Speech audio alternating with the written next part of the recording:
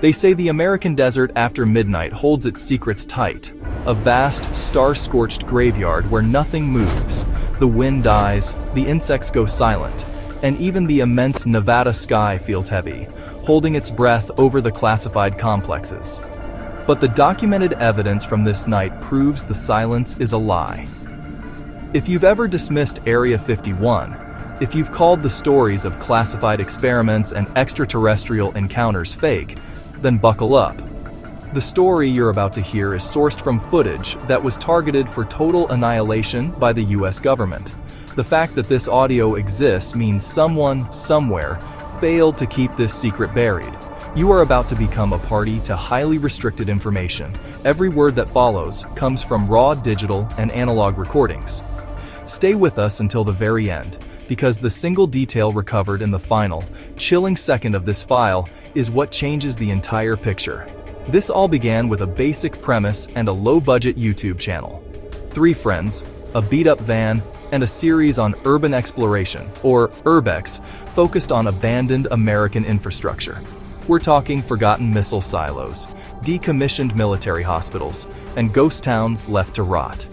Their viewership was terrible, their gear was cheap, but they had a gold standard obsession: capture something real. Not the typical fabricated ghost jump scares, but a verifiable non-human anomaly. Then, one morning, the channel's owner, Ethan, woke up to a notification that would redirect their lives. No subject line, no greeting, just one sentence and a file attachment. The sentence read, "If you really want your channel to blow up, film where cameras aren't allowed to exist." Right there, ask yourself honestly, what would you do if the ultimate secret dropped into your inbox? Would you delete it? Or would the pull of the unthinkable become an irresistible challenge? Ethan opened the attachment. It was a blurry satellite image of the Nevada Test and Training Range. No roads, no civilian houses, just the outline of security fencing and 3 words typed in blood-red capital letters: "Outside Area 51." He immediately forwarded it to his partners, Lucas, the cameraman, and Mark, the skeptic. His note was simple: "This is how we go viral, gentlemen." Lucas sent a skull emoji. Mark wrote, "This is how we go missing." They argued for 2 days, but the more they zoomed in on that pixelated satellite shot, the more they convinced themselves it had to be a high-quality Photoshop prank. They almost hit delete. Except for one damning piece of metadata. The GPS coordinates embedded within the image were absolutely legitimate. They plugged the data into a mapping program and watched the pin drop into the remote heart of Lincoln County, Nevada. This wasn't the tourist trap extraterrestrial highway. It wasn't the famous black mailbox. This was a non-public, forgotten dirt track leading directly toward the restricted airspace of Groom Lake, a location that, critically, had 0 existing videos or documented encounters on YouTube. In the world of high-stakes urbex, a blank spot on the map is a screaming invitation. 3 weeks later, on a freezing afternoon, the van rolled into the desert. Their plan was designed for maximum plausible deniability, a legal strategy as much as a filming strategy. Park exactly at the legal boundary. Set up military-grade long-range lenses and high-gain audio equipment. Film all night. They swore they would not cross the fence. They would not break the law. That was the cover story. As the sun began to drop behind the jagged Nevada mountains, they saw the first sign. Not the standard crisp Department of Defense signage. This one was old, bent, bullet holes riddling the metal. Warning: U.S. government installation. Do not proceed beyond this point. And below it, in faded, unofficial letters, a stark final warning. We mean it. If you've ever felt that visceral cold water feeling of being somewhere you absolutely shouldn't be, that's what they reported. And instead of executing the turnaround they promised each other, they parked and began setting up. The desert went silent instantly, the kind of oppressive quiet that feels fundamentally wrong. No crickets, no wind, just the soft, ominous ticking of their van's cooling engine block in the dropping temperature. Lucas stepped out first, camera rolling, using that forced, high-energy narrator voice people use when they're genuinely terrified. Mark followed, securing his high-sensitivity microphone. Ethan grabbed the analog film camera, a deliberate choice to bypass any digital interference. This initial footage is boring. A wire fence, a bland sky, a road to nowhere. Nothing moved, nothing flashed, nothing appeared. But at 7:43 p.m., they deployed their main camera, focused on a distant, faint cluster of structures beyond the perimeter. At 7:52 p.m., the audio recorder was placed directly on the ground, aimed like a directional listening device at the hidden base. At 8:06 p.m., the first confirmed anomaly hit. All three of their cell phones registered zero signal. That's normal for the deep desert. But what happened next defies all logic and physics. When your signal dies, your battery should remain stable. Instead, all three devices, different brands, different ages, dropped simultaneously to 1% battery power. Lucas. EMP? Bro, that's straight out of a movie. Imagine. Mark. Why did all three fail at the same exact time? That's not a normal systems error. Ethan. We're fine. We have the van, we have the film, it's just one night. Narrator. If you know anything about the tropes of documented encounters, you know that sentence is always the lie that precedes the disaster. The last orange band of sun disappeared. The desert went black. Mark. The coordinates weren't at the fence. Whoever sent us here wanted us right here. Ethan. A launch pad, or a sealed access point. Something they didn't want surveillance satellites to see. Narrator. Remember those circular marks. They are the key to the final explanation. Narrator. At 9:19 p.m., the audio recorder, despite the power disruption, picked up the first sound. Not a jet, not a helicopter. It was a low structural metallic grind, like a massive steel door scraping over rusted hinges, echoing from somewhere deep beneath the surface. Mark. Do you smell that? Ethan. Yeah. Lucas. I don't smell anything. Narrator. Sometimes only one or two people register the warning sign. That one smell, that one sensation. Most people ignore it, they shouldn't. Narrator. At 9:31 p.m., the first light appeared. It wasn't a streak or a flash. It was a small, intense white dot, low on the horizon. Recorded voice. Stay where you are. Mark. Did you hear that? Someone spoke. Over there. Narrator.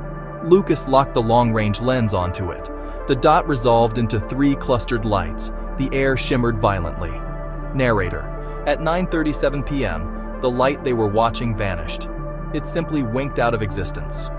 Mark. I'm done. We got the footage. Let's go. Ethan. A light and a rumble isn't enough. That's not viral. Narrator. At 9:42 p.m., their arrogance was punished.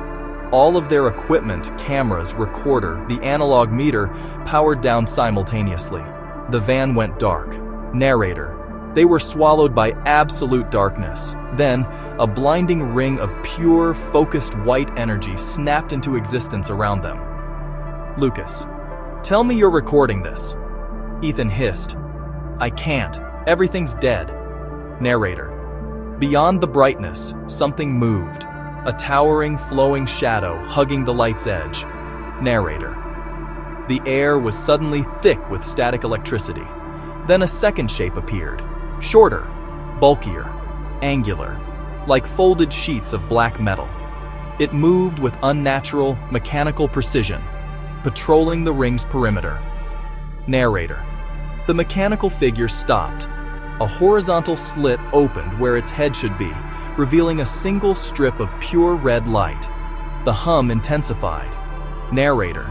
And then they heard it. From somewhere in the utter blackness beyond the barrier, something screamed. Narrator. It was not human. It was not animal. A chaotic, multitonal sound, like structural metal tearing, glass shattering, and the agonizing roar of a dying organism, layered together. Narrator. Lucas dropped, clutching his head. Mark fell to his knees. Ethan was paralyzed. The two figures were holding the line. Narrator. The light went out. The hum stopped. The scream cut off mid-roar. Those 3 seconds are missing from every file. Narrator. All Ethan remembered was the feeling. Something immense, close enough to press on his consciousness.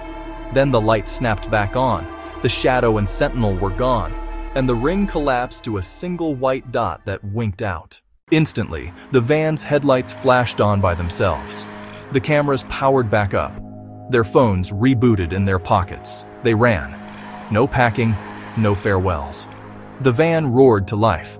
The coordinates on the GPS were stable, but the map around them had been digitally altered. The dirt road they drove in on was no longer displayed. Behind them, where the white light had been, there was nothing. No scorch marks, no evidence. They drove straight back to the nearest motel and did not speak until morning. When they finally dared to check the footage, they expected a few ghostly flares, nothing more. But the cameras had captured everything. The ring of light, the shadow figure, the mechanical guardian. They played it over and over, confirming the proof. This was not a glitch. This was proof, the kind of proof that could make a channel viral or make 3 people vanish forever. They argued for hours. Upload it, delete it, sell it. Every option felt equally dangerous. Finally, Ethan said, "We will sleep on it. We will decide in the morning." The morning never brought a decision. At 3:17 a.m., the motel's smoke alarm blared, but only in their room. It screamed for exactly 6 seconds, then fell silent. No footsteps in the hall. Ethan woke first. His laptop was open on the table. The screen showed a single media player window.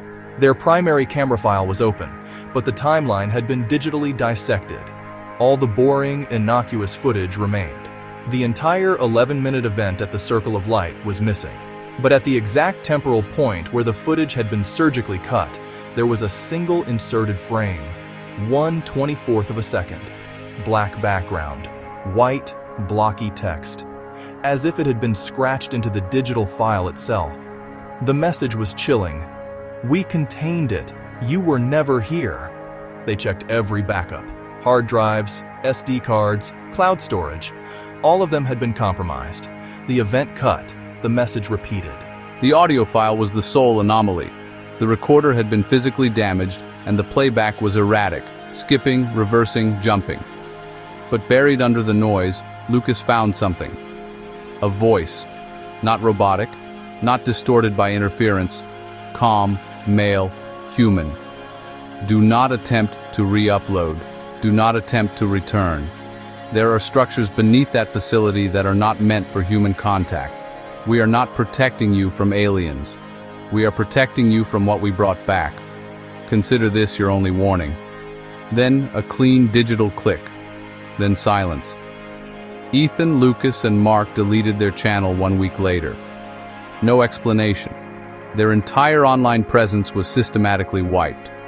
But someone, perhaps one of them, perhaps a sympathetic technician, saved a corrupted raw copy of the motel playback.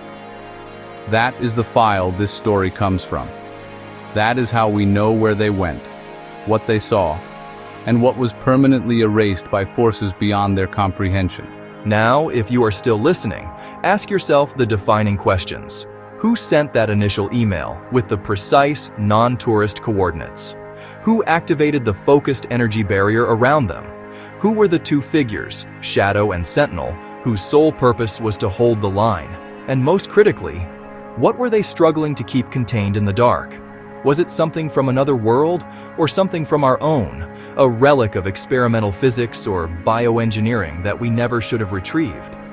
If their story is a record of genuine events, then somewhere beneath the runways and hangars of Area 51, the legendary Groom Lake test facility, there is something so profoundly dangerous that an entire global infrastructure exists for a single purpose: to prevent it from touching us. Something they cannot destroy, only contain. And maybe that is the most terrifying truth of all.